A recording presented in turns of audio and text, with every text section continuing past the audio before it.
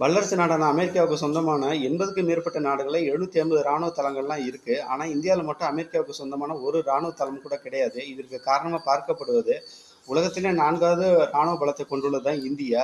எந்த நாட்டுடைய ராணுவ சக்தியும் நம்ம நாட்டில் வந்துட்டு கால் ஊன்றக்கூடாதுன்னு சொல்லிட்டு இந்தியாவின் முதல் பிரதமரான திரு ஜவஹர்லால் நேருவா இருக்கட்டும், இல்லை இன்றைய பிரதமரான திரு நரேந்திர மோடியா இருக்கட்டும், இந்த ராணுவ கொள்கையில ரொம்ப உறுதியா இருக்காங்க.